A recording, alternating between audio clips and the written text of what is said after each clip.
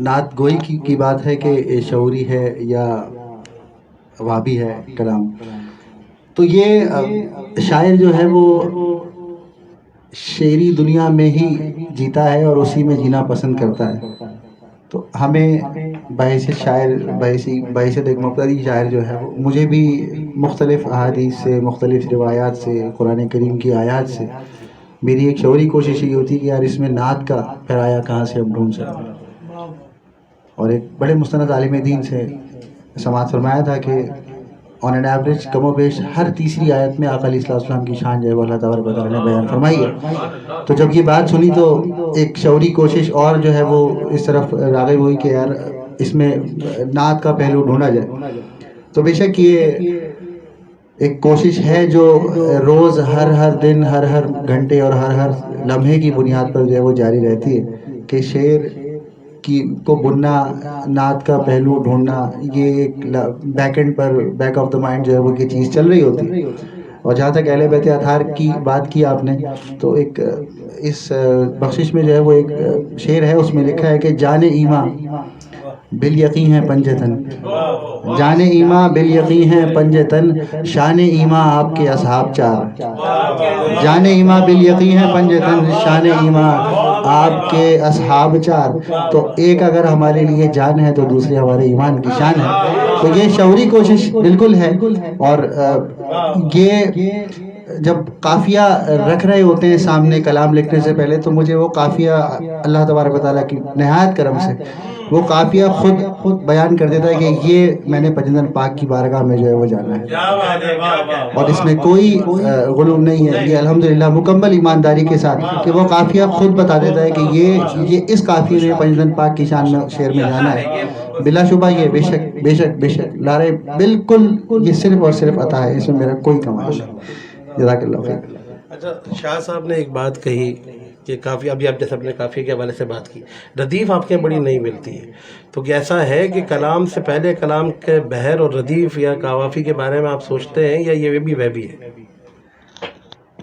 یہ کاسا پر جو ہے وہ میرے کچھ قریبی احباب نے بڑا اس پہ اعتراض کیا تھا کہ یار بہت مشکل لکھ رہے ہو، کچھ آسان کرو.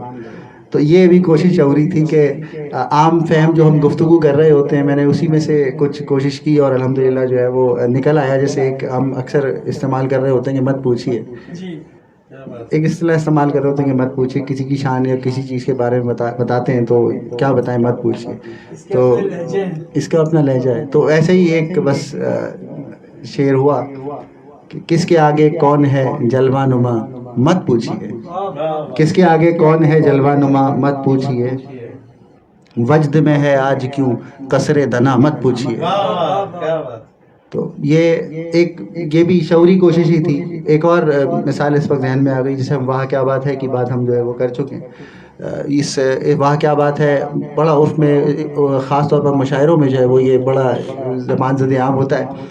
تو یہ بھی اس پہ ردیف پر بھی ایک کلام ہوا کہ اسی کلام سے ایک شعر ہے کہ ایک کاسا بکف منظر عجز سر کو جھکائے ہوئے، ایک کاسا بکف منظر عجز سر کو جھکائے ہوئے، پا رہا ان سے بخشش کی خیرات ہے واہ کیا بات ہے، پا رہا ان سے بخشش کی خیرات ہے واہ کیا بات ہے. تو الحمدللہ کوشش کی، شعوری کوشش تھی. اور دوسری طرف ایک اور جو ابھی موجودہ نعتیہ شاعری میں، کیونکہ غزل کے سٹرکچر میں نعت کہی جا رہی ہے، تو نعت جب تک حجاز مقدس میں رہی، عربی زبان میں ہوتی رہی، تو اس میں ردیف نہیں ہوتی تھی، وہ غیر مردف نعت ہی ہوتی تھی. تو اب جب فارس سے ہوتی ہوئی نعت اردو میں پہنچی تو اس کو ردیف مل گیا. لیکن اب ردیف پر ہو رہی ہے نعت، غیر مردف نعتیں کہنے کا جو ایک رجحان ہے وہ عمومی طور پر کم ہو گیا. تو یہ بھی شعوری اہتمام کیا کہ اس کتاب میں جو ہے وہ کم و بیش 40 کے کلام جو ہے وہ قریب جو ہے وہ کلام جو ہے وہ مل جائیں گے جو غیر مردف ہیں. اس کے ساتھ ساتھ ایک تیسری چیز جو میں سوشل میڈیا کے فورمز پہ دیکھ رہا تھا، آپ جو بڑے ہمارے معتبر شخصیات ہیں نعت کی، انہوں نے نعتیہ نظم کی پک پہ بڑا زور دیا مشاعروں میں بھی کہ نعتیہ نظم لکھی جائے. تو وہ بھی مکمل اہتمام کے ساتھ اللہ تبارک و تعالیٰ کی رحمت سے نعتیہ نظم بھی جو ہے وہ اس مجموعہ کی جو ہے وہ زینت بنائی.